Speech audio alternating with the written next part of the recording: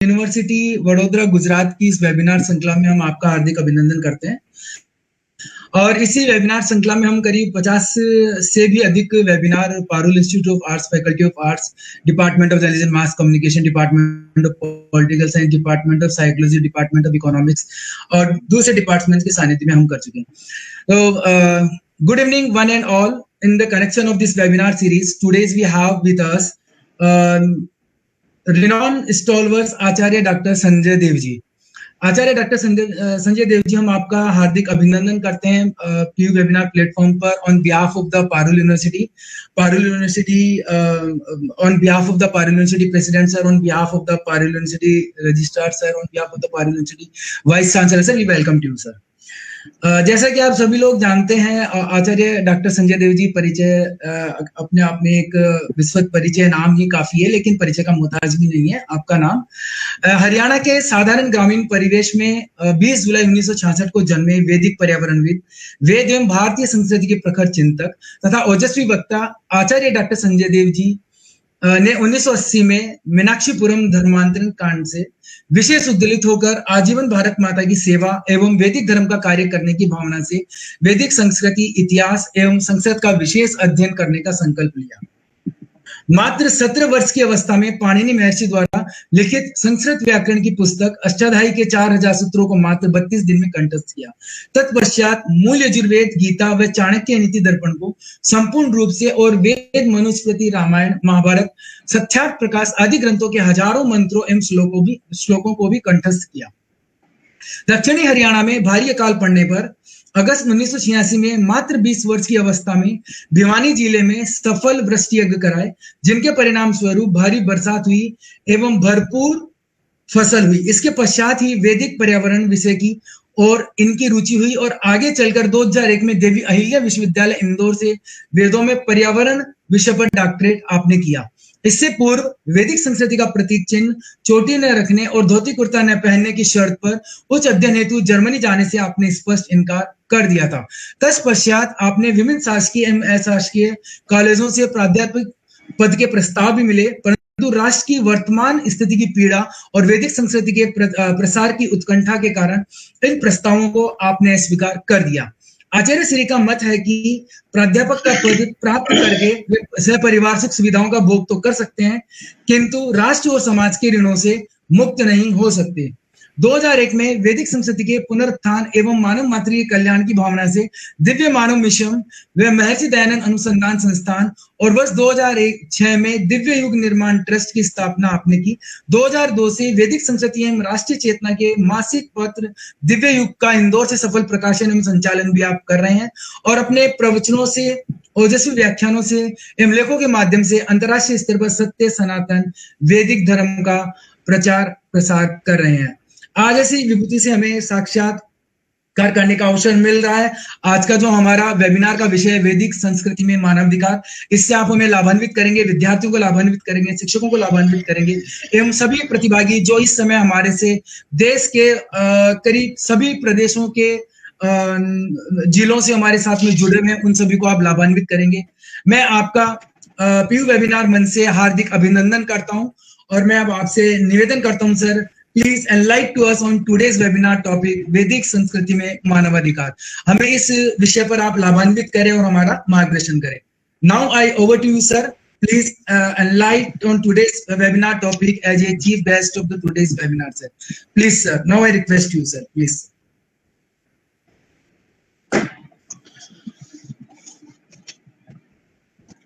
आदरणीय मेरे भाई डॉक्टर रमेश रावत, इस वेबिनार से जुड़े हुए सभी विश्वविद्यालय के विभागाध्यक्ष एवं अन्य वरिष्ठ विद्वज्जन, शिक्षक वृंद, मेरे प्रिय विद्यार्थी वृंद, जहां जहां भी जो सुन रहे हैं, आप सब मेरा प्रणाम स्वीकार करें। वैदिक संस्कृति में मानव अधिकार बहुत व्यापक विषय है।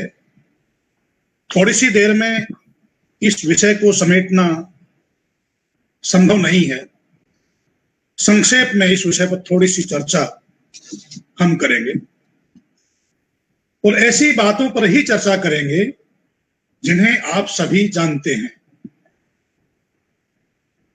भगवान श्री राम से जब भगवती सीता को या महात्मा भरत को या लक्ष्मण जी को कुछ कहना होता था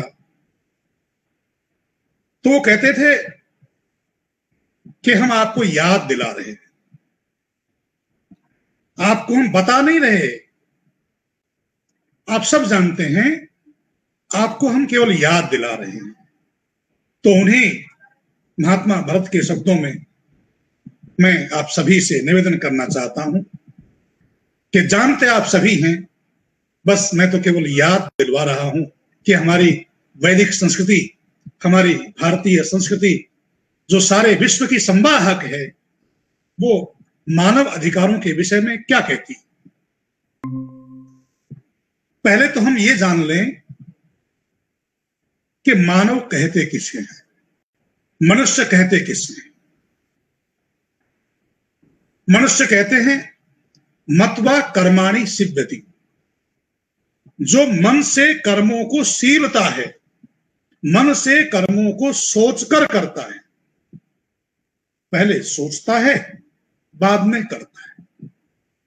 वैदिक संस्कृति का एक ग्रंथ है जो पावन यजुर्वेद का प्राचीनतम भाष्य है, शतपथ। महर्षि याज्ञवल्क्य नाम के बहुत बड़े ऋषि हुए हैं, उन्होंने यजुर्वेद का सबसे पहले भाष्य किया, पूरे यजुर्वेद का। उसी यजुर्वेद विषय पर मैंने पर्यावरण विषय पर कार्य किया है।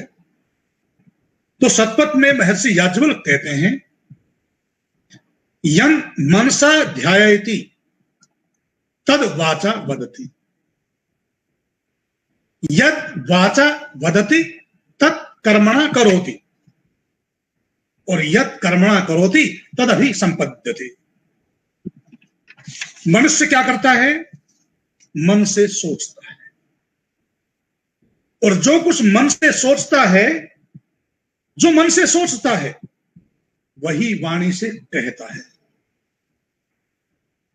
और जो वाणी से सोचता है वही कर्मों से करता। इसलिए क्या कहा? मन, वाणी और कर्म। आज की भाषा में मन, वचन, कर्म की एकता, वो इस कारण से है। तो मनुष्य वो है जो हर कार्य बुद्धि से और मन से विचार कर करता है, उसे ही मनुष्य कहते हैं। बिना विचारे जो कार्य करता है उसे मनुष्य नहीं कहा जाता। अब अधिकार क्या है? ये तो मनुष्य हो गया जिसके पास बुद्धि है, और मनुष्यों में और मनुष्य से इतर जो प्राणी हैं जितने भी, चाहे पशु पक्षी, कीट पतंग, जलचर, नभचर, थलचर जो भी हैं, मनुष्य से इतर जितने भी प्राणी हैं, जीव जंतु हैं दुनिया में, मनुष्य में उन सब से केवल एक ही अंतर है, बुद्धि का।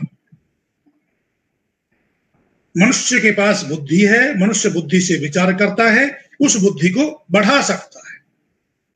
जो आपने माता पिता के परिवेश में, समाज के परिवेश में, अपने अध्यापकों के परिवेश में जो सीखा है, उसको आप अपनी बुद्धि के द्वारा बढ़ा सकते हैं। कुत्ते को, गाय को, घोड़े को या अन्य किसी जानवर को आप प्रशिक्षित करते हैं, ट्रेंड करते हैं। जितना आपने ट्रेंड कर दिया, उससे अधिक उस ट्रेनिंग में वृद्धि करने की सामर्थ्य किसी पशु पक्षी की नहीं है। तोता मनुष्य की बोली बोलता है, जितना मनुष्य ने उसको सिखा दिया उतना वो बोल पाएगा, उससे ज्यादा वो नहीं बोल पाएगा। यही स्थिति सभी पशु पक्षियों की, जानवरों की है। जो आपने ट्रेनिंग दे दी, उससे अधिक वो उसमें वृद्धि, बढ़ाव, घटाव नहीं कर सकते। मनुष्य कर सकता है। इसलिए मनुष्य को दुनिया का सबसे श्रेष्ठ प्राणी कहा गया। महाभारत में जो वैदिक संस्कृति का एक महान ग्रंथ है, जिसे पंचम वेद कहा है, महर्षि वेदव्यास जी महाराज कहते हैं, गुह्य ब्रह्म तदिदं वो ब्रवीमि न ही मानुषात् श्रेष्ठतरम ही किंचित। तुम्हें बहुत गहरी रहस्य की बात बताता हूं कि मनुष्य से बढ़कर श्रेष्ठ प्राणी दुनिया में कोई नहीं। और यही बात तुलसी ने कही है, यही बात जितने भी महापुरुष दुनिया में हुए हैं उन्होंने कही है कि मनुष्य सबसे श्रेष्ठ प्राणी दुनिया का है। और ये श्रेष्ठ प्राणी होते हुए भी आज इसके अधिकारों की बात आ रही है। अधिकार क्या है? आप सुनते हैं कि मनुष्य की 3 मूलभूत आवश्यकताएं, रोटी, कपड़ा, मकान। वैदिक संस्कृति ये कहती है कि गरिमामय जीवन जीने के लिए, सुखपूर्वक जीवन जीने के लिए मनुष्य की मूलभूत आवश्यकताएं 3 नहीं है, 9 है। समझने गिन ले, आप जानते भी हैं, बस केवल याद दिलवा रहा हूं। जल, वायु, भोजन, वस्त्र, आवास, चिकित्सा, शिक्षा, न्याय और मानसिक सुख या शांति। गरिमामय जीवन जीने के लिए, सुखमय जीवन जीने के लिए प्रत्येक मनुष्य को ये 9 चीजें मिलनी चाहिए। ये प्रत्येक मनुष्य की, चाहे किसी भी हिस्से में रहने वाला हो, उसकी मूलभूत आवश्यकताएं हैं। इन आवश्यकताओं की पूर्ति प्रत्येक मनुष्य की होनी चाहिए, यही उसके मानव अधिकार हैं। पर आज जिसे आप मानव अधिकार कह रहे हैं, वो मानव अधिकार की संकल्पना वैदिक संकल्पना नहीं है। कम से कम जिन अर्थों में कहा जा रहा है, वैदिक संस्कृति पहले कर्तव्यों की घोषणा करती, वैदिक संस्कृति पहले कर्तव्यों पर बल देती। कर्तव्य करने के बाद आपको जो मिलेगा पुष्प, उसे अधिकार कहा जाएगा। क्या कहते हैं भगवान कृष्ण गीता में? कर्मण्येवाधिकारस्ते मा फलेषु कदाचन। अधिकार पहले नहीं है, कर्म पहले है, और कर्म करने में ही आपका अधिकार है। फल तो बाद में अपने आप मिल जाएगा, परंतु आप फल की ओर ध्यान देंगे तो आप कर्म नहीं कर पाएंगे। इसलिए यदि आपको फल प्राप्त करना है तो ठीक ठीक आपको पहले कर्म करना होगा। और वैदिक संस्कृति मनुष्य में किसी प्रकार का विभेद नहीं करती। मनुष्यों में रंग भेद, नस्ल भेद, लिंग भेद, जाति भेद या अन्य जो भेद हैं, वो आज की देन है, मध्यकाल के बाद की देन है। वैदिक संस्कृति में ये भेद नहीं थे।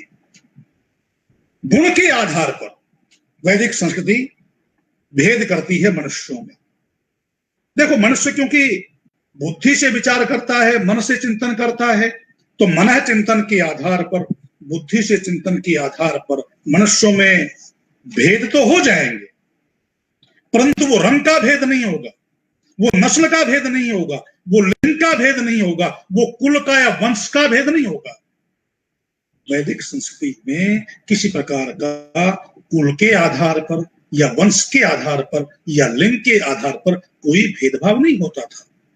सबको अपनी उन्नति के समान अवसर थे। अच्छा, एक वेद मंत्र सुनाता हूं। ओम तंतुम तन्मन रजसो भानु मन विहि ज्योतिष मत पथो रक्ष धिया कथा।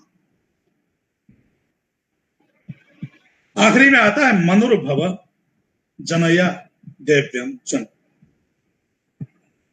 अनुर्वणम वयता जोग वा मपो मनुर्भव जनया दिव्यम जन। संक्षेप में इस मंत्र में एक संदेश है कि तुम मनुष्य बनो। दुनिया की सारी संस्कृतियां कहती हैं कि तुम हिंदू बनो, तुम मुस्लिम बनो, तुम जैन बनो, तुम ईसाई बनो, तुम यहूदी बनो, तुम अमेरिकन बनो, तुम भारतीय बनो, तुम पाकिस्तानी बनो, तुम रशियन बनो, तुम चीनी बनो, या तुम IAS बनो या प्रोफेसर बनो। और वेद क्या कहता है? तुम और कुछ बनो या ना बनो, तुम सबसे पहले मनुष्य बनो। मनुर्भव जनया दिव्यम जन, मनुष्य बनो और अपने जैसे दिव्य समाज का निर्माण करो। पहले अच्छे स्वयं बनो और उसके बाद दिव्य समाज का निर्माण करो। ये वेद का उद्घोष है। अब इस मनुष्यता के आधार पर वेद पूरी दुनिया के 2 हिस्से करता है, और जिन 2 हिस्सों की मैं चर्चा कर रहा हूं उन पर दुनिया के लोगों ने बहुत विवाद किया है और उसके बारे में जनसाधारण को बहुत भ्रमित कर दिया है। छात्रों को तो किया ही है। 2 भेद करता है वेद, आर्य और अनार्य। मैं निवेदन करूं, आर्य या अनार्य नाम की दुनिया में वेद कोई नस्ल नहीं कहता कि गोरा रंग का आर्य है तो काले रंग का द्रविड़ है या अनार्य है। ऐसा वेद का संदेश नहीं। आर्य और अनार्य का जो भेद वेद करता है वो इस आधार पर करता है कि जो अच्छे कर्म करता है, जो सबके साथ न्याय करता है, जो सत्य का व्यवहार करता है, जो अपने कर्तव्यों का पालन करता है, चाहे वो समाज के प्रति हो, चाहे वो परिवार और माता पिता के प्रति हो, चाहे देश के प्रति हो, चाहे पूरी दुनिया के प्रति हो, अपने कर्तव्यों का जो उसको दिए हुए हैं उनका ठीक ठीक पालन करता है, वो आर्य है। और जो इन कर्तव्यों का पालन करने में व्यवधान डालता है वो अनार्य है। तो इसमें कहीं भी ये नहीं कहा कि जो ऐसे रंग का है या जो इतना लंबा है या जिसकी नाक लंबी है वो आर्य है, या जिसकी नाक ठिगनी है वो अनार्य है। वेद ये कहता है जो अच्छे कर्मों को करने वाला है वो आर्य है, और जो निकृष्ट कर्मों को करके दूसरे के अधिकारों को छीनता है, दूसरे का शोषण करता है, दूसरे का दमन करता है, वो अनार्य है। उस अनार्य को वेद ये संदेश देता है।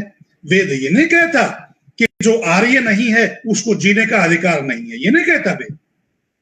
वेद ये कहता जीने का अधिकार तो सबको है, परंतु जो ठीक रास्ते पर नहीं चल रहा, वो दूसरों के अधिकारों को छीन रहा है, जो दूसरों के साथ अन्याय कर रहा है, दूसरों का शोषण कर रहा है, दूसरों का दमन कर रहा है, उसको हम आर्य लोग ठीक रास्ते पर लाने का प्रयास करके उसको आर्य बनाए। इसलिए वेद का एक उद्घोष क्या है? कृण्वन्तो विश्वम आर्यम। पहला उद्घोष क्या था? मनुर्भव, तुम स्वयं मनुष्य बनो और कुछ नहीं बनो, सबसे पहले तुम मनुष्य बनो। और उसके बाद कहा तुम मनुष्य बन करके अच्छे कर्तव्यों का निर्वहन करने वाले आर्य बनो। आर्य का मतलब श्रेष्ठ,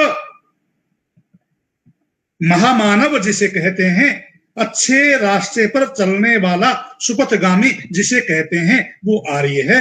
और इसका संदेश वेद कहते हैं कृण्वन्तो विश्वम आर्यम, स्वयं आर्य बनो और सारी दुनिया को आर्य बनाओ। वेद मंत्र क्या कहता है? इंद्रम वर्धन्तो अप्तुरः अपघ्नन्तो अरावण कृण्वन्तो विश्वम आर्यम। ऐश्वर्य को बढ़ाते चलो। ऐश्वर्य कैसे बढ़ेगा? अपने हाथों से कर्म करते चलो। कुर्वन्ने वह कर्माणि जिजीवेशे सदं समा। तुम मनुष्य 100 वर्ष तक जीवो, परंतु कैसे जीवो? कुर्वन्ने वह कर्माणि, कर्मों को करते हुए। तुम्हारा ये जो हाथ है ना, ये इंद्र है। अहम इंद्रो न पराजिज्ञे, ये हाथ तुम्हारा इंद्र है। इस हाथ से यदि काम करोगे तो तुम कभी पराजित नहीं होगे। तुम कभी पतित नहीं होगे, तुम कभी दुखी नहीं होगे। अपने हाथ से कर्मों को करते हुए, दूसरों के अधिकारों की रक्षा करते हुए। देखो, ये सड़क है मेरे सामने, इस पर चलने का अधिकार सबको है, परंतु सब में भी उनको है जो दूसरों को चलने का अधिकार देते हुए अपने अधिकार की रक्षा करेंगे। यदि मैं चाहूं कि इस सड़क पर मैं हाथों को उछालते हुए, नाचते गाते हुए चलूं, तो मेरा अधिकार समाप्त हो जाता है। मेरा अधिकार वहां समाप्त हो जाता है जहां मैं दूसरे के अधिकार को विनष्ट करने का प्रयास करता हूं। वैदिक संस्कृति ये कहती है, सबको जीने दो और सबके अधिकारों की रक्षा करना तुम्हारा कर्तव्य है। कर्तव्य पहले है, और हम अपने अपने कर्तव्यों का ठीक ठीक पालन करेंगे तो सबके अधिकारों की रक्षा स्वतः होती रहेगी। वैदिक संस्कृति में प्रत्येक मनुष्य के 5 कर्तव्य कहे। जो भी दुनिया में पैदा हुआ है उसके 5 कर्तव्य हैं। संयुक्त राष्ट्र संघ ने तो मानव अधिकारों का घोषणा पत्र 1948 में तैयार किया, या मानव अधिकारों के विषय में चर्चा उससे कुछ 100-125 साल पहले शुरू हो गई थी घोषणा पत्र से। और भारतवर्ष में भी ये जो वर्तमान संविधान है, इसमें मानव अधिकारों को मूल अधिकारों के रूप में घोषित किया गया। उसके बाद 1993 में भारत में मानव अधिकार आयोग की स्थापना की गई। परंतु वेद तो 2 अरब वर्ष पुराना ग्रंथ है। ये निर्विवाद है, चलो आप 2 अरब वर्ष मत मानो, परंतु दुनिया के सभी बुद्धिमान, प्रोफेसर मैक्स मुलर से लेकर आज तक, सभी इतना तो स्वीकार करते हैं कि Rigveda is the oldest book of world library. Rigveda संसार की सबसे प्राचीनतम पुस्तक है, इतना तो स्वीकार करते हैं ना। तो इतना प्राचीनतम ग्रंथ जो वेद है, उसमें संयुक्त राष्ट्र संघ के मानव अधिकारों की घोषणा से पहले और वेद के बाद वेद के संदेश को सरल भाषा में संपूर्ण संसार में फैलाने वाले, देखो, वैदिक संस्कृति के बारे में आज भी बहुत विवाद लोगों के द्वारा फैलाया जा रहा है, भ्रांतियां फैलाई जा रही हैं। उन भ्रांतियों को मैं कोशिश करूंगा कि ये निकले भ्रांति, यही मेरा प्रयास रहता है। आज मनु के नाम पर बहुत विवाद करते हैं, परंतु सत्य तो यह है कि मानव अधिकारों के सबसे पहले उद्घोषक वेद के बाद कोई थे तो महर्षि मनु थे, जिन्होंने मनुस्मृति के नाम से दुनिया को सबसे पहला संविधान दिया।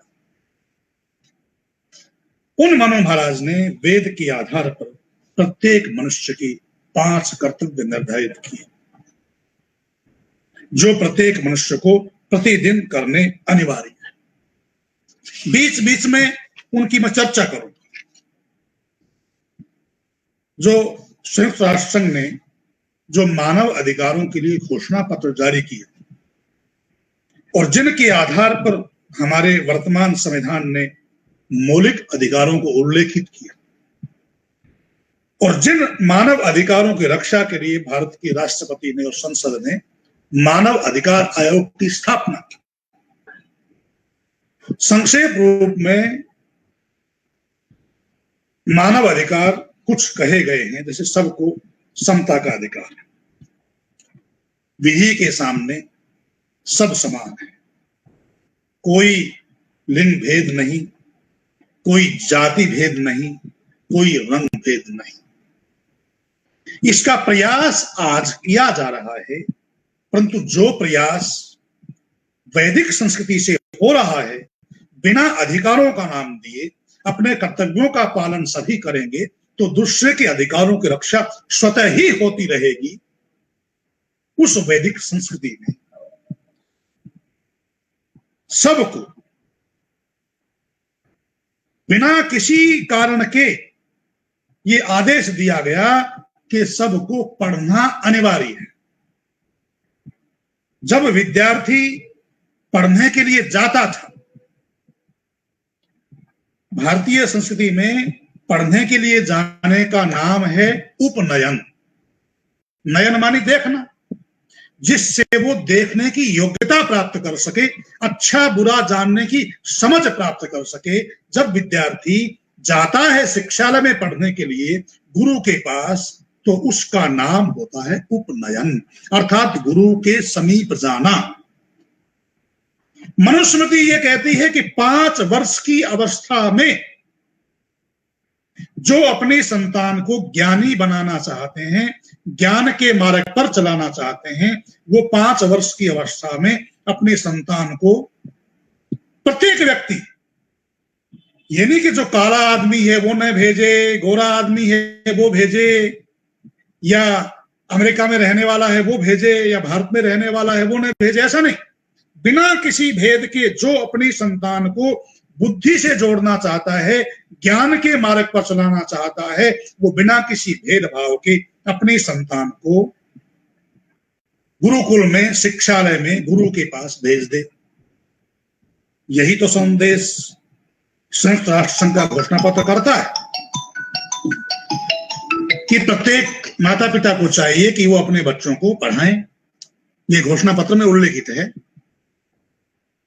और मनु महाराज वेद के संदेश के आधार पर कहते हैं कि 5 वर्ष की अवस्था में प्रत्येक माता पिता जो अपनी संतान को ज्ञान के मार्ग पर चलाना चाहता है, वो शिक्षालय में भेज दे। दूसरी कोटि की वो मनुष्य हैं जो ज्यादा ज्ञान के मार्ग पर चलाना नहीं चाहते, बस वो समाज की सेवा करना चाहते हैं। इतना योग्य बन जाए, इतनी उसको समझ पैदा हो जाए कि वो समाज की सेवा कर सके। वो माता पिता अपने संतान को 8 वर्ष की अवस्था में उपनयन कर दे, अर्थात शिक्षालय में भेज दे। तीसरी अवस्था है 11 वर्ष की, जो ये समझता है कि भी मैंने तो केवल खेती बाड़ी व्यापार बिजनेस करना है, इतनी योग्यता मेरे बच्चों की हो जाए। वो अपनी संतान को 11 वर्ष की अवस्था में शिक्षालय में अवश्य भेज दे। एक और अवस्था आती है, चौथी अवस्था। कुछ ऐसे भी परिवार होते हैं परिस्थितिवश, जो न पढ़े लिखे होते हैं, न समाज की सेवा करने की सामर्थ्य उनमें होती है, और कृषि और व्यापार करने की परिस्थितियां भी उनके पास नहीं होती। वेद ये संदेश देता है वो भी अपनी संतानों को 14 वर्ष की अवस्था से पहले पहले शिक्षालय में किसी भी हालत में भेज दें। इस वेद के संदेश के आधार पर आचार्य चाणक्य ये कहते हैं, माता शत्रु पिता वैरी। कितना कठोर गाली की भाषा में कहा है आचार्य चाणक्य ने, माता शत्रु पिता वैरी येन बालो न पाठित। वो मां शत्रु है और वो पिता वैरी है अपनी संतान का, जो अपनी संतानों को नहीं पढ़ाते हैं। न शोभते सभा मध्य हंस मध्य बको यथा। क्योंकि बिना पढ़े वो सभा में, समाज में शोभायमान नहीं हो सकते। और इसीलिए महर्षि दयानंद जी महाराज, वैदिक संस्कृति के वर्तमान उद्घोषक और वेदों की ओर चलो का नारा देने वाले, वो लिखते हैं सत्याप्रकाश में, ये जाति नियम और राज नियम, शासकीय नियम होना चाहिए कि 5 वर्ष के पश्चात कोई भी माता पिता अपनी संतानों को अपने घर में न रख सके, गुरुकुल में, शिक्षालय में अवश्य भेज दें, और जो न भेजे वो दंडनीय हो। यदि माता पिता अपनी संतानों को स्कूल में, विद्यालय में, गुरुकुल में नहीं भेजते हैं, उनको समाज की ओर से, शासन की ओर से दंड दिया जाएगा। ये व्यवस्था होनी चाहिए। संयुक्त राष्ट्र संघ का मानवाधिकार भी यही तो चाहता है कि प्रत्येक माता पिता अपने बच्चों को पढ़ाएं और जैसा चाहे, जो पढ़ाना चाहे वो पढ़ाएं। ये भी उल्लेख किया है मानवाधिकार घोषणा पत्र में, जैसा कि हर माता पिता पहले भी चाहता था और आज भी चाहता है कि हम अपनी इच्छा से पढ़ाएं। वैदिक संस्कृति में एक और गुंजाइश है, जैसे आज है वो गुंजाइश पहले भी थी, सदा से रही। माता पिता ने जो चाहा पढ़ाना वो उन्होंने पढ़वा दिया, परंतु उसके बाद उनकी बुद्धि इतनी विकसित हो गई कि हम उस क्षेत्र से बाहर निकलना चाहते हैं। तो वेद संदेश देता है आप उस क्षेत्र से बाहर निकलकर अपनी बुद्धि का विस्तार कर सकते हैं। आपको माता पिता ने किसान बना दिया और आपकी रुचि प्राध्यापक बनने में है, आपकी रुचि ज्ञान का विस्तार करने में है, तो आप किसानी, कृषि को, व्यापार को छोड़कर आप अध्यापक बन सकते हो, आप ज्ञान के मार्ग पर जा सकते हो। आपके माता पिता ने आपको ज्ञान के मार्ग पर डाल दिया, परंतु आपकी रुचि देश की सीमाओं की रक्षा करते हुए युद्ध के क्षेत्र में जाने की है, तो आपको अधिकार है उस ज्ञान के क्षेत्र को छोड़ करके युद्ध के क्षेत्र में सीमा पर देश के प्रहरी के रूप में अपने कार्य का विस्तार कर सकते हैं। तो जैसे आज संयुक्त राष्ट्र संघ सुविधाएं देने की बात करता है, वही स्थिति वेद में थी कि कोई भी व्यक्ति अपने व्यवसाय को, अपने क्षेत्र को बदलने का कभी भी अधिकार रखता है। महर्षि दयानंद जी महाराज सत्यार्थ प्रकाश में ये लिखते हैं कि चाहे कोई दरिद्र हो, चाहे कोई राजकुमार हो, चाहे राजकुमारी हो, प्रत्येक को तुल्य वस्त्र, खानपान, भोजन आदि दिए जाएं। सब एक साथ एक स्थिति में रह करके विद्याध्ययन करेंगे और सबको तपस्वी होना पड़ेगा। कल्पना करिए, आज जो अच्छे संपन्न लोग हैं वो अच्छे स्कूलों में, अच्छे विश्वविद्यालयों में पढ़ते हैं। जो निर्धन हैं, गरीबी की रेखा के नीचे हैं, वो दीनहीन शासकीय स्कूलों में पढ़ते हैं। दीनहीन शासकीय स्कूल क्यों कहा? क्योंकि शासकीय स्कूलों में शासन की ओर से पढ़ने की परिस्थितियां आज पैदा नहीं की जा रही। मेरी बात पर कोई विवाद न करे, यह सही स्थिति, धरातल की स्थिति है। परंतु वैदिक संस्कृति क्या कामना करती है?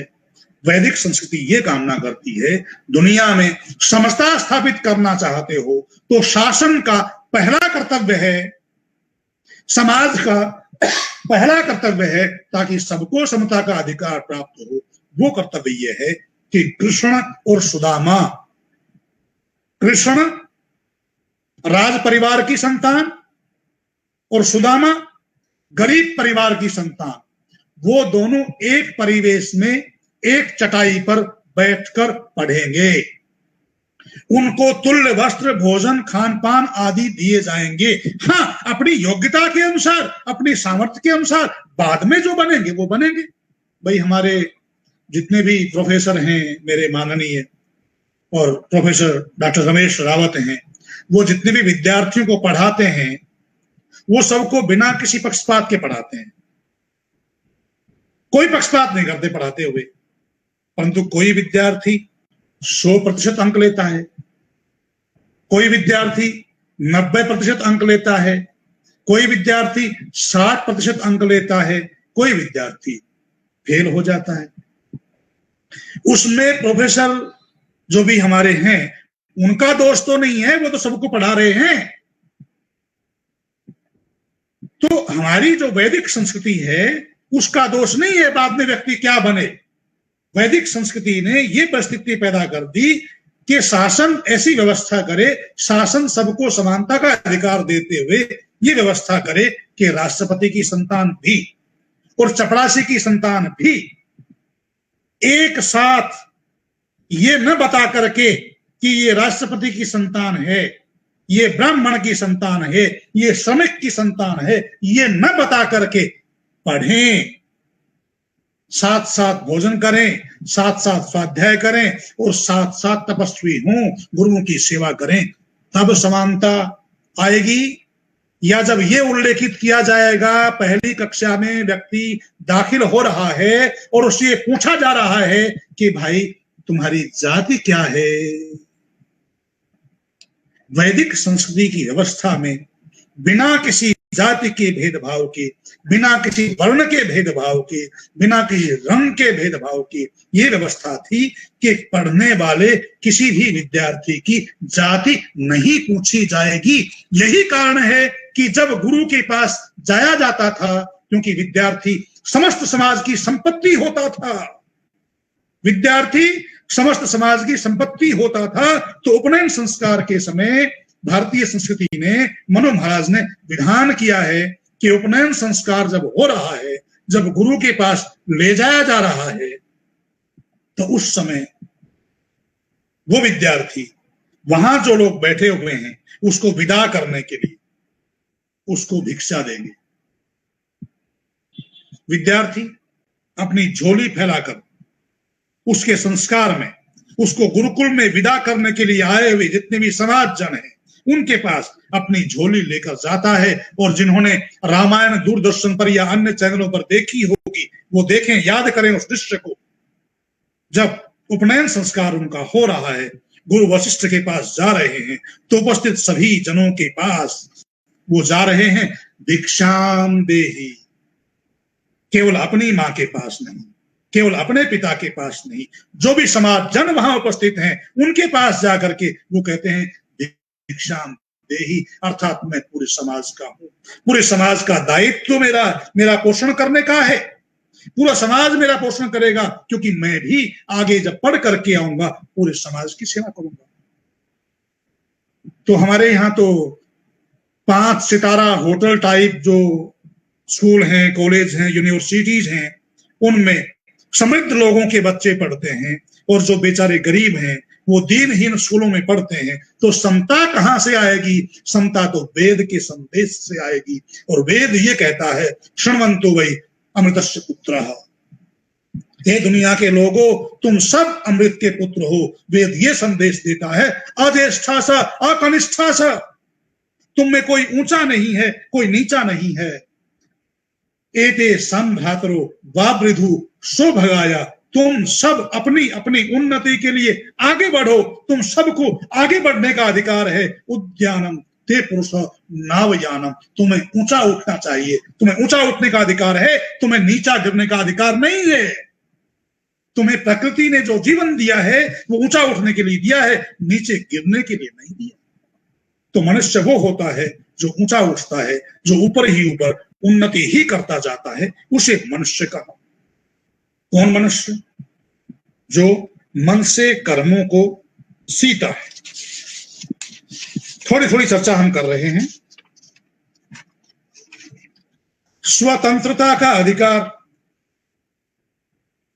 एक तो समता का अधिकार, किसी प्रकार का भेद ना हो, न लिंग भेद हो, न जाति भेद हो, न रंग भेद हो। मध्यकाल में ऐसा समय आया था जब महिलाओं को पढ़ने का अधिकार नहीं था। ये जो उपनयन संस्कार की बात मैंने कही, उपनयन संस्कार के लिए ऐसा नहीं था केवल लड़का ही शिक्षालय में जाएगा। मनु महाराज ने सबके लिए कहा है, चाहे लड़का हो चाहे लड़की हो। मनु महाराज ने उल्लेख किया है और उसी की पुष्टि की है महर्षि दयानंद ने। अपनी संतानों को, संतान का मतलब लड़कों को नहीं, लड़कियों को नहीं, जो भी संतान है, चाहे कन्या है, चाहे बालक है, चाहे बालिका है, उसको 5 या 8 वर्ष के पश्चात शिक्षालय में अवश्य भेज दे, नहीं तो वो माता पिता दंडनीय हो। तो चाहे स्त्री हो चाहे पुरुष हो, सबको पढ़ना अनिवार्य है, बिना किसी कारण के। निष्कारणेन षडंगो वेदो ध्येयो ज्ञेयस्य इति, प्रत्येक ज्ञान के इच्छुक व्यक्ति को बिना किसी कारण के अध्ययन करना होगा, ताकि वो समाज का सही अर्थों में नागरिक बन सके। एक अधिकार है जिसका हम उल्लेख करते हैं, स्वतंत्रता का अधिकार। कैसी स्वतंत्रता? अब यूएनओ ने जो घोषणा पत्र जारी किया मानव अधिकारों का, उसका कारण यह भी था कि समाज में, राष्ट्रों में एक दूसरे का दमन हो रहा था, अत्याचार किए जा रहे थे, शोषण किया जा रहा था, श्रमिकों का शोषण हो रहा था, दास प्रथा जगह जगह कायम थी, श्वेत और अश्वेत का भेदभाव था, महिलाओं पर अत्याचार किए जा रहे थे, और भारत में बाल विवाह जोरों पर थे, दुनिया भर में भी हो रहे थे, विधवाओं का उत्पीड़न हो रहा था। इन सब कारणों को देखते हुए यूएनओ ने भी और भारत के संविधान ने भी, वेद क्या उद्घोष करता है? यजुर्वेद, देखो 4 वेद हैं, ऋग्वेद, यजुर्वेद, सामवेद, अथर्ववेद। ऋग्वेद तो सारे संसार के जो पदार्थ हैं उनके ज्ञान का संदेश देते हैं। जैसा मैंने कहा कि मतवा मन से सोचकर विचार कर, पहले ज्ञान होगा, फिर दूसरा वेद है कर्म। जो कुछ हमने ज्ञान प्राप्त किया है, जो जाना है गुरुओं के चरणों में बैठकर, विश्वविद्यालय में पढ़कर, डॉक्टर रमेश रावत से या अन्य प्रोफेसरों से सीखकर जो हमने जाना है, उसको समाज में जाकर के कार्यान्वित करें, कर्मों में ढालें, वो कर्म है। उस ज्ञान के अनुसार कर्म करें। यजुर्वेद ये संदेश देता है, मा वस्तेना ईशत, कोई दुष्ट शोषक मुझ पर शासन न करे। प्रत्येक व्यक्ति की ये कामना होनी चाहिए, प्रत्येक व्यक्ति इतना सामर्थ्यवान होना चाहिए, कोई उसको दास न बना सके, कोई उसका दमन दलन शोषण न कर सके, वो किसी भी प्रकार से दलित न बन सके। आप नोट कर सकते हैं, मा वस्तेन ईशत यजुर्वेद का पहला ही मंत्र है, इसे त्वोर्जे वायव सदैव मा वस्तेन ईशत। यजुर्वेद का पहला ही मंत्र कहता है कि हम पर कोई दूसरा व्यक्ति शासन न करे, मैं ही स्वयं अपना शासन करूं। आपकी स्वतंत्रता, वैसे देखा जाए तो कोई मनुष्य स्वतंत्र नहीं है। प्रत्येक मनुष्य को दूसरों की जरूरत पड़ती है, दूसरों के सहयोग की जरूरत पड़ती है। मैं पुस्तक पढ़ता हूं या लिखता हूं, या आपको जो पढ़ करके मैं बता रहा हूं, जो मैंने जाना है, जो सीखा है गुरुओं के चरणों में बैठ करके, तो मैंने स्वयं तो नहीं जाना, समाज के सहयोग से जाना, गुरुओं से जाना, गुरुओं ने अन्य किसी गुरुओं से जाना। तो व्यक्ति अपना निर्माण स्वयं नहीं कर सकता। भोजन मेरे लिए अन्य कोई बनाता है, जैसे मैं किसी को ज्ञान देता हूं, दूसरा मेरे लिए भोजन बनाता है। मैं किसी को भोजन बनाकर देता हूं, दूसरा मुझे कपड़े सिल कर देता है। तो कोई व्यक्ति पूर्ण रूप से स्वतंत्र नहीं है। वेद का संदेश यह है कि सभी परस्पर तंत्र हैं, न कोई स्वतंत्र है न कोई परतंत्र है, सभी परस्पर तंत्र हैं। और ये परस्पर तंत्रता ही ये संदेश देती है कि कोई किसी का शोषण न करे।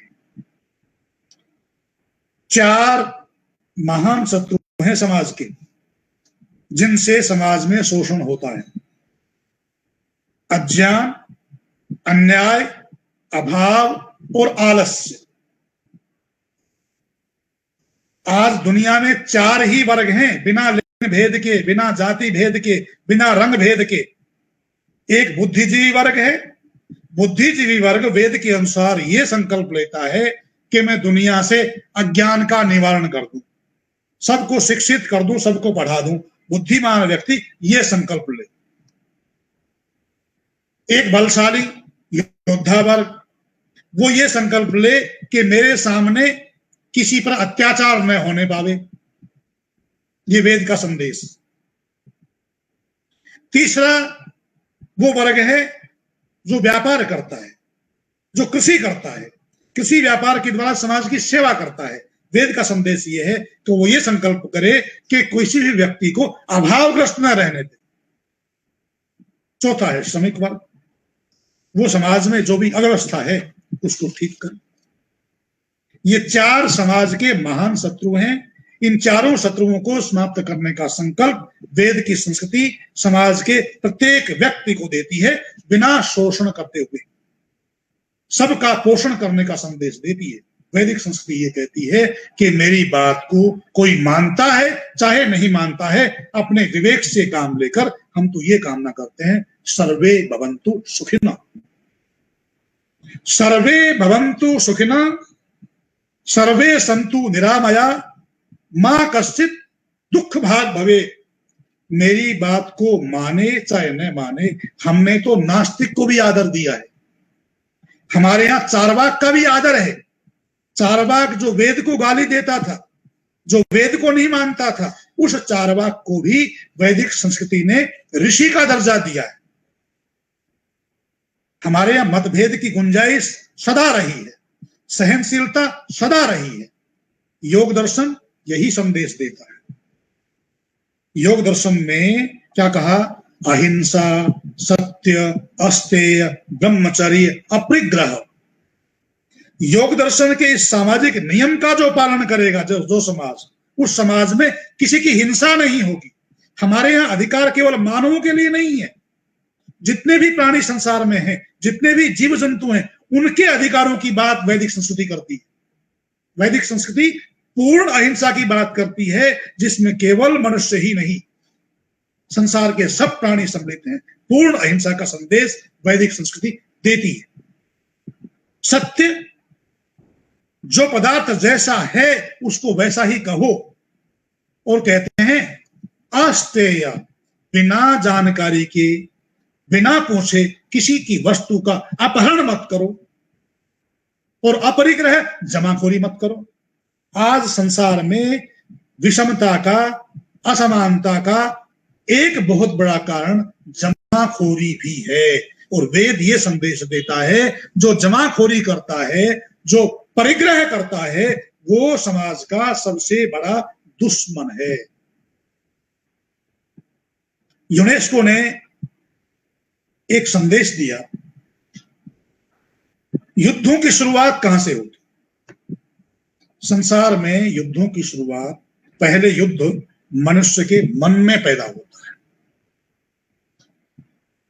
मन स्थिति में युद्ध तैयार होता है। पहले आप मन में सोचते हैं, जैसे याज्ञवल्क्य जी महाराज ने कहा सतपथ में, यम मनसा ध्यायति, पहले मनुष्य मन में सोचता है। वेद और यूनेस्को ने उसकी पुष्टि की बाद में कि व्यक्तियों के मनों को शुद्ध किया जाए।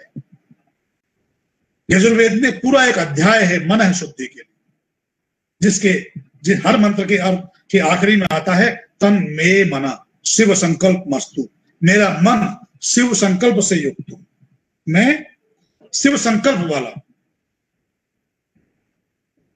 अब मोटी मोटी हम बात कर रहे हैं, कोई शोषण न कर सके और धार्मिक आजादी सबको हो, अपना जीवन साथी चुनने की आजादी सबको हो, स्त्री और पुरुष की समता हो, स्त्री और पुरुष के बीच में किसी प्रकार का भेदभाव ना हो।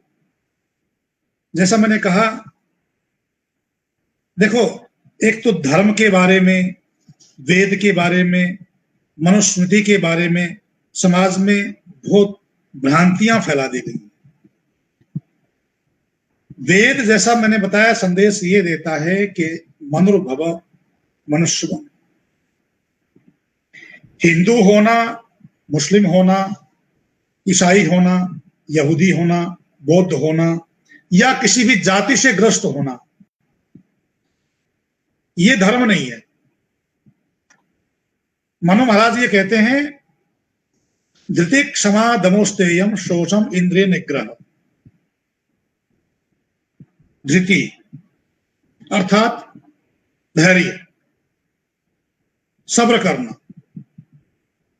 अब सभी लक्षणों की व्याख्या करने का समय नहीं है, मैं केवल नाम से उल्लेख कर रहा हूं। धृति, क्षमा, किसी दूसरे ने गलती कर दी उसको सहन कर लेना। दम, अपना स्वयं का नियंत्रण अपने स्वयं पर। अस्तेय, दूसरे की वस्तु का अपहरण न करना, चोरी न करना। धृति, क्षमा, दमोस्तेयम, शौचम, शौच स्वच्छता। आज सारे देश में, सारी दुनिया में स्वच्छता का अभियान चल रहा है।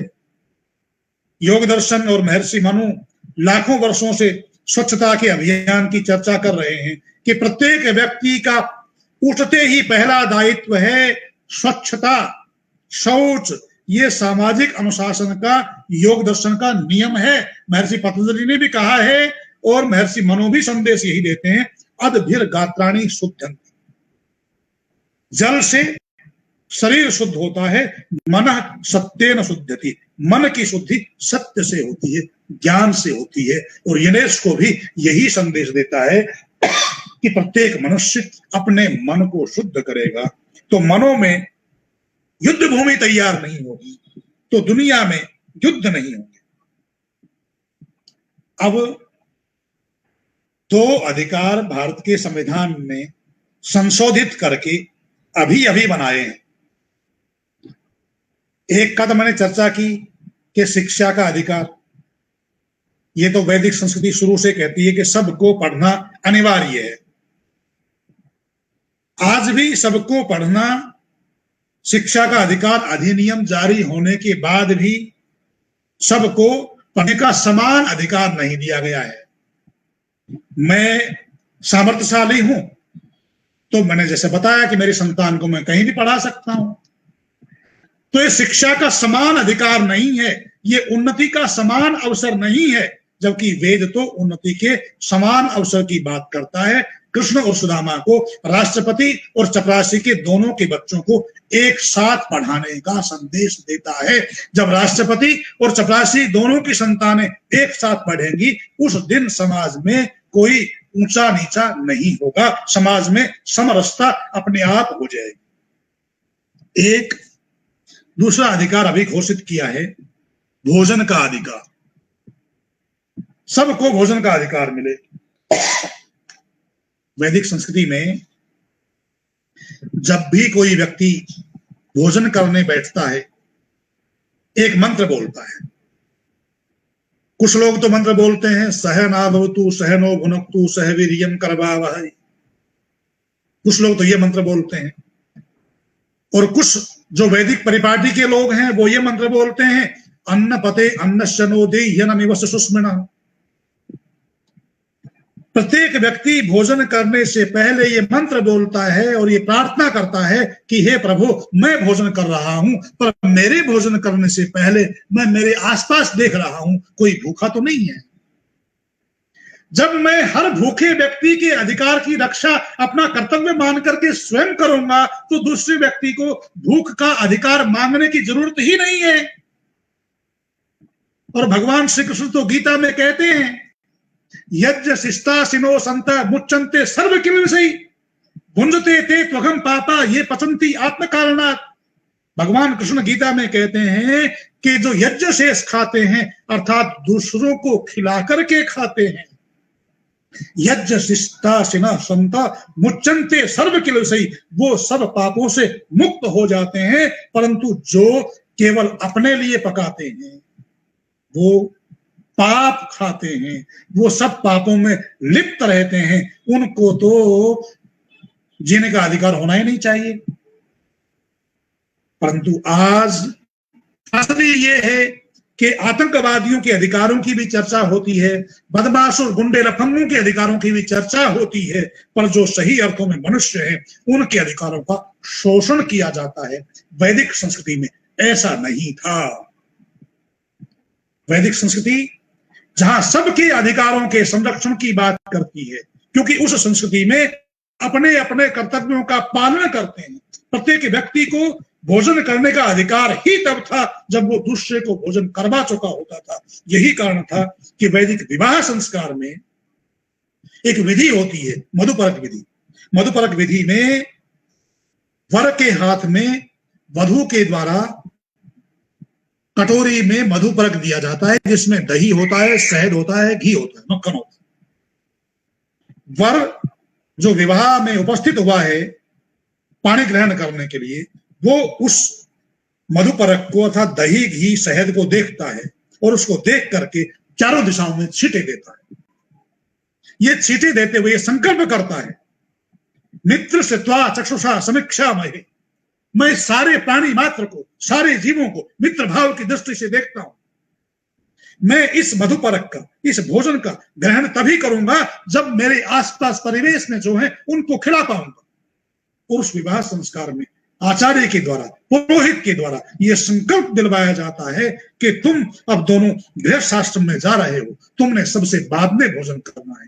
पहले जो घर में अतिथि आए हुए हैं उनको भोजन करवाना है। पहले आसपास तुम्हारे यहाँ कोई भूखा है, कोई भी पशु है, पक्षी है, इसलिए हमारे यहाँ तो पक्षियों को दाना डालने की परंपरा है, चींटियों को आटा डालने की परंपरा है, भूखे को भोजन करवाने की परंपरा है। गाय की रोटी आज भी निकालते हैं, कुत्ते की रोटी आज भी प्राचीन परिपेटी में जो पलते हैं वो आज भी निकालते हैं। हमारे यहाँ केवल मनुष्यों के अधिकार की, मनुष्यों की भूख की मिटाने की बात नहीं है, प्राणी मात्र की भूख को मिटाने की सदा से चर्चा होती है हमारे यहाँ। अरे जहर उगलने वाले सांपों को भी दूध पिलाने वाले हमको कौन मानव अधिकारों की शिक्षा दे सकता है? हम तो जहर उगलने वाले सांपों को भी दूध पिलाने वाले लोग हैं, उन सांपों की भी हम रक्षा करने वाले लोग हैं, क्योंकि वो सांप तो ये जो पर्यावरण जो दूषित हो रहा है इसका जहर सबसे ज्यादा कोई पीता है तो ये सर्प पीते हैं। इसलिए हम तो सर्पों को मारने की भी मनाही करते हैं कि उसको विचरने दो। हाँ, कभी समाज को खतरा है कि समाज में आ गया, घर में आ गया है, तो उसको मारने का विधान भी है, परंतु जंगल में सुगंध वितरण करने वाले सर्प को रक्षित करने का विधान भी वैदिक संस्कृति संदेश देती है। तो प्रत्येक व्यक्ति के 5 कर्तव्यों में से एक कर्तव्य है बलि वैश्व देव यज्ञ। अब यदि समय समाप्त हो रहा हो तो रमेश जी मेरे आदरणीय मुझे संकेत कर देंगे। मैं बहुत जल्दी जी बिल्कुल, आप 5 कर्तव्य जो आप हैं वो संक्षेप में थोड़ा बताइए, फिर उसके बाद हम इसका समापन करेंगे। हाँ, तो ये जो हमारे 5 कर्तव्य हैं उनमें एक कर्तव्य ये भी है बलि वैश्व देव। समाज में जितने भी अपाहिज हैं, प्रत्येक व्यक्ति अपना भोजन करने से पहले अपने परिवेश में ये देख लेगा कि कोई मेरे आसपास भूखा तो नहीं मर रहा है, कोई गाय, कोई कुत्ता, कोई बिल्ली या कोई मनुष्य जो स्वयं अपना भोजन बनाने में, प्राप्त करने में असमर्थ है, वो भूखा तो नहीं मर रहा है, उसको पहले भोजन करना। ये उसका एक मौलिक कर्तव्य है, जिस मौलिक कर्तव्य के द्वारा सबके अधिकार का संरक्षण होता था। और आज भी हमारे परिवारों में ऐसा होता है, अतिथि यज्ञ आज भी हो रहा है, पर क्योंकि वैदिक संस्कृति का, वेद का पढ़ना पढ़ाना लोप हो रहा है, तो अतिथि सेवा का भी लोप हो रहा है। और जो अन्य जो 4 कर्तव्य हैं उनमें से एक और कर्तव्य है, आज मध्य प्रदेश में भी, गुजरात में भी ये हो रहा है कि बुजुर्गों के अधिकारों का संरक्षण के लिए अधिनियम, कानून पास किए जा रहे हैं, वृद्धाश्रमों की स्थापना की जा रही है कि बूढ़ों को भी जीने का अधिकार। अरे हमारे यहाँ तो रोज सेवा करने का विधान है, पितृयज्ञ कहते ही उसको है सर्वोपरि, कि माता पिता की सेवा किए बिना, माता पिता को भोजन करवाए बिना, उनके हालचाल पूछे बिना हम भोजन कर ही नहीं सकते। हमें अधिकार नहीं है भोजन करने का बिना माता पिता की सेवा की। ये 2 हैं, प्रत्येक भूखे को, चाहे मेरा हो चाहे पराया हो, हम संदेश देते हैं सर्वे भवन्तु सुखिनः।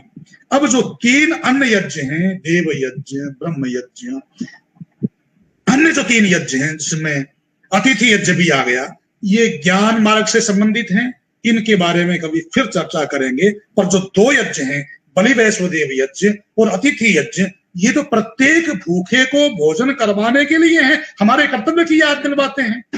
तो देखो, वैदिक संस्कृति में मानव अधिकार बहुत व्यापक विषय है। वैदिक संस्कृति में, वेदों में अनेक विषय हैं, चाहे मानव अधिकार हो, चाहे नारी अधिकार हो, चाहे शिक्षा का अधिकार हो, अलग अलग विषयों पर महीनों महीनों तक चर्चा की जा सकती है। मैंने थोड़ा सा चर्चा आपसे करने का प्रयास किया है। आप लोगों ने मेरी बात को ध्यान से सुनने की कोशिश की। मैं आप सबका अनुग्रहित हूँ। इतना ही कहते हुए अपनी वाणी को विराम देता हूँ।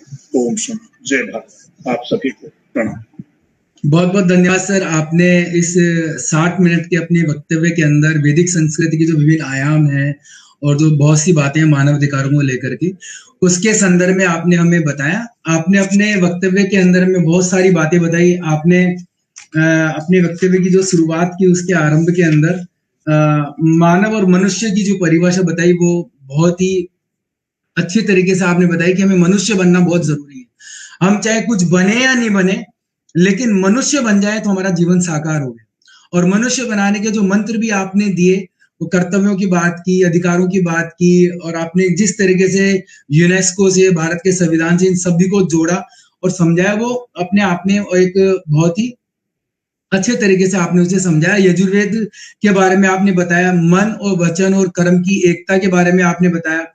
आपने पशु और मनुष्य में तुलना की कि जितना हम पशु को ट्रेंड कर सकते हैं उससे आगे वो नहीं जा सकता, लेकिन हम बुद्धि के अनुरूप मनुष्य चाहे वो अपनी बुद्धि को विकसित करते हुए जितना आगे है वो उतना आगे उसको ले जा सकता है। महाभारत को आपने 5वां वेद बताया, लेकिन मेरे मन में एक प्रश्न आया महाभारत का, जब जो 5वां वेद आया उसके अंदर वो प्रश्न मेरा आया गुरु द्रोणाचार्य को लेकर के। गुरु द्रोणाचार्य हैं तो सभी जानते हैं अर्जुन बहुत प्रिय थे, लेकिन उन्होंने एकलव्य के साथ में ऐसा व्यवहार क्यों किया, उसके बारे में यदि आप संक्षेप में 2 मिनट में आप बताएं तो थोड़ा सा आपका आभारी मैं रहूंगा। मेरे मन में ये विचार आया कि गुरु द्रोणाचार्य ने एकलव्य का अंगूठा मांगा और जबकि अर्जुन को उन्होंने अपना शिष्य, उच्च शिष्य बनाया, और जबकि वो राजघराने से था, और जबकि एकलव्य बिल्कुल गरीब परिवार, एक भील का जो था वो लड़का था। और जो समानता का जो अधिकार था, इस 5वें वेद के अंदर ये शिक्षा की समानता का अधिकार मुझे इसमें नहीं दिया, उसमें थोड़ा सा प्रकाश डालें। बहुत सुंदर बात आपने कही है और मेरे मन की बात आपने कह दी है। महाभारत का दोष नहीं है इसमें। महाभारत ग्रंथ तो ज्ञान का ग्रंथ है, वो तो 5वां ग्रंथ है। महाभारत में तो ये बताया है। देखो, महाभारत का जो काल था, भारत का भी और देश का भी पतन का काल था। महाभारत के काल से देश का पतन शुरू हो गया था। इसीलिए तो अर्जुन ने युद्ध लड़ने से मना कर दिया था। अर्जुन ने कहा कि महिलाएं विधवा हो जाएंगी, हमारे पितर लोग अपने कर्तव्यों से विमुख, फिर से अपने कर्तव्यों के लिए आना पड़ेगा उनको, अपने पद से अवनत हो जाएंगे। तो महाभारत में ये जो द्रोणाचार्य की जो बात है, हम ये कहते हैं, मैं बार बार अपने व्याख्यानों में ये चर्चा करता हूं कि दुनिया का सबसे पहला ट्यूटर कोई था। हमारे यहाँ शिक्षा को कभी बेचा नहीं गया। हमारे यहाँ शिक्षक कभी भी किसी के घर में जाकर के नहीं पढ़ाता था, चाहे राजा हो और चाहे कोई सेठ धनीमानी हो। किसी के घर में जाकर हमारे किसी शिक्षक ने, आचार्य ने पढ़ाया नहीं था। वशिष्ठ के पास भी राम जी स्वयं चलकर गए थे। दशरथ भी गुरु वशिष्ठ के पास जाते थे उपदेश लेने के लिए, कोई भी शंका समाधान करने के लिए। दशरथ के पास वशिष्ठ जी केवल तभी आते थे जब वहां आकर कोई विशेष राजकाज करना होता था। ज्ञान का उपदेश देने के लिए वशिष्ठ कभी नहीं आए, दशरथ को ही जाना पड़ता था, राम को ही जाना पड़ता था। तो महाभारत का जो काल था वो देश का पतन काल था। उसी का परिणाम ये हुआ कि पहला ट्यूटर दुनिया का, पहला ट्यूशन पढ़ाने वाला कोई था दुनिया में तो द्रोणाचार्य था। और पहला ऐसा व्यक्ति जिसने केवल ये घोषणा की कि मैं राजवंश के लोगों को ही पढ़ाऊंगा, जबकि वेद तो ये संदेश देता है, चाहे राजा की संतान हो, चाहे दरिद्र की संतान हो, सबको शिक्षक पढ़ाएगा। शिक्षक का ये कर्तव्य है कि मैं दुनिया से अज्ञान को दूर करूंगा। तो ठीक बात है, महाभारत से वेदों का पठन पाठन लुप्त होता जा रहा था और महाभारत दुनिया के पतन की शुरुआत है और वो द्रोणाचार्य से पतन होना शुरू हुआ है। उसमें महाभारत ग्रंथ का दोष नहीं है। अति उत्तम। आपने अपने वक्तव्य के अंदर मूलभूत आवश्यकताओं के बारे में बताया, रोटी कपड़ा मकान, लेकिन आपने और भी चीजें बताई सुखपूर्वक जीने के लिए। जल, वायु, भोजन, वस्त्र, आवास, चिकित्सा, शिक्षा, न्याय एवं मानसिक सुख एवं शांति, ये हमारी मूलभूत आवश्यकताएं, यदि ये पूरी होती है तो हम सुखपूर्वक जीवन जी सकते हैं। इनकी पूर्ति होना इसका ही मानव अधिकार आपने बताया। भगवत गीता का उदाहरण भी आपने दिया, और इसके साथ ही आपने वैदिक संस्कृति मनुष्य में विभेद नहीं करती है, मनुष्य को सबको समान रूप से देखती है, चाहे वो गोरा हो, चाहे काला हो, चाहे गरीब हो, चाहे अमीर हो, सबको समान दृष्टिकोण से वैदिक संस्कृति देखती है। वेद कहता है कि कुछ बनो या न बनो, लेकिन मनुष्य बनो और एवं दिव्य समाज का निर्माण करो। ऐसा भी आपने अपने वक्तव्य के अंदर बताया। बहुत ही सुंदर बात है कि यदि हम समाज का अच्छा निर्माण करते हैं तो हम अच्छे समाज के निर्माण के साथ में हमारी आने वाली जो पीढ़ी है उसको भी अच्छे रूप से हम तैयार करते हैं। वेद दुनिया के वो दो हिस्सों में करता है, आपने बताया आर्य और अनार्य। तो उसमें भी जो अनार्य है उनको आर्य की तरफ ले जाएं, वेद ऐसा कहते हैं। आपने वक्तव्य में ऐसा भी बताया, वेद सभी को जीने का अधिकार देता है, अनार्य को आर्य बनाना भी वेद के अंदर भी बताया गया है। इसके साथ ही आपने हाथ से कर्म करते हुए, अच्छे कर्म करते हुए और फल की इच्छा नहीं रखते हुए अपने जीवन यापन करने की बात की। हाथ को आपने इंद्र भी बताया, और 5 कर्तव्य भी आपने बताए। और 1948 में संयुक्त राष्ट्र संघ ने घोषणा पत्र जो लागू किया, लेकिन हमारे वेदों के अंदर तो 2 अरब साल पुराने हमारे वेद है, उसके अंदर तो पहले से ये सारी बातें नहीं थी। आपने वक्तव्य के माध्यम से आज नई जानकारी और बहुत अच्छी जानकारियां हमें दी। मनुस्मृति के बारे में आपने बताया कि मनुस्मृति में किस तरीके से मनु महाराज ने जीने की व्यवस्था या अधिकार, कर्तव्य, उन सबके बारे में आपने चर्चा की। इसके साथ ही आपने जो बहुत ही इंपॉर्टेंट बात कही वो कही कि 4 शत्रुओं के बारे में आपने बताया, अज्ञान, अभाव, आलस्य और अन्याय।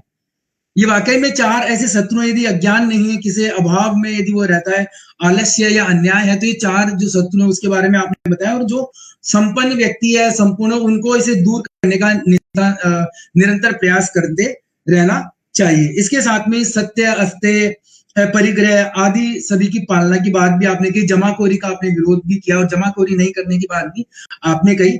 तो कुल मिलाकर के जो वैदिक संस्कृति में मानव अधिकार जो आज आपका वक्तव्य रहा है, वो हमें कहीं ना कहीं नैतिक मूल्यों की ओर भी ले जाता है और नैतिकता का पाठ भी हमें पढ़ाता है।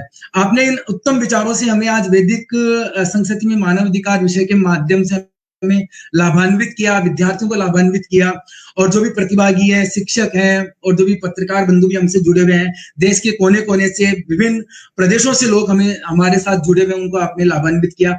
इसके लिए हम आपका तहे दिल से धन्यवाद करते हैं। पारुल यूनिवर्सिटी विश्वविद्यालय परिवार की ओर से, पारुल यूनिवर्सिटी विश्वविद्यालय के president sir, vice chancellor sir और हमारे रजिस्ट्रार सर, उनकी तरफ से हम आपका हार्दिक धन्यवाद करते हैं, आभार प्रदर्शन करते हैं कि आपने आज इस उत्तम विषय पर अपने विचार प्रस्तुत किए।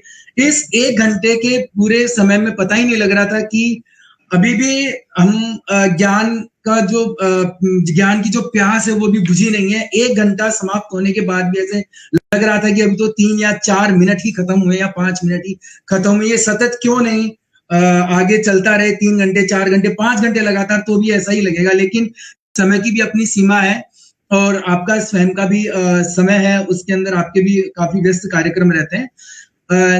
वेबिनार की इसी श्रृंखला में हम आगे भी आपसे निवेदन करते हैं कि इसी तरीके से आप हमारे से जुड़े हुए रहें और आगे भी आप हमें विभिन्न विषयों पर व्याख्यान देते रहें, लाभान्वित करते रहें। ऐसा हमारा आपसे अनुरोध है, आग्रह है, निवेदन है।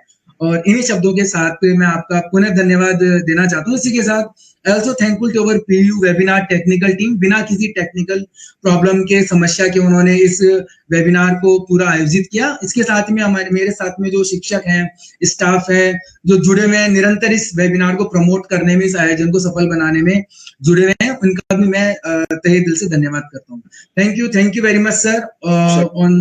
Thank you very much sir. Thank you. मेरा बेटा है, इसका बहुत धन्यवाद। हाँ, थैंक यू वेरी मच। आपके पुत्र का भी धन्यवाद, जिन्होंने की तकनीकी माध्यम से आपको जोड़ा और इस वेबिनार के लिए लाभान्वित हम सभी को किया। उसके लिए मैं उनका भी धन्यवाद देता हूँ। योगदान किया आपने, इसके लिए आपका तो नहीं, thank you very much sir. और आगे भी हम निरंतर दूसरे अन्य विषयों पे भी आपसे जुड़ते रहेंगे और ये वैदिक चर्चा वो चलती रहनी चाहिए सर। बहुत अच्छा प्रयास आपका, बहुत उत्तम प्रयास है आपका। Yes sir. और ये वेद विज्ञान है या वैदिक संस्कृति है, वेद पर्यावरण है या वेदों में नारी का जो महत्व है, बहुत सारे ऐसे विषय हैं जिसमें निरंतर चर्चा की आवश्यकता है और जो नई युवा पीढ़ी को लाभान्वित करने की आवश्यकता है। Thank you sir. Thank you very much. Thank you. आप सभी को प्रणाम। Thank you. प्रणाम सर, प्रणाम।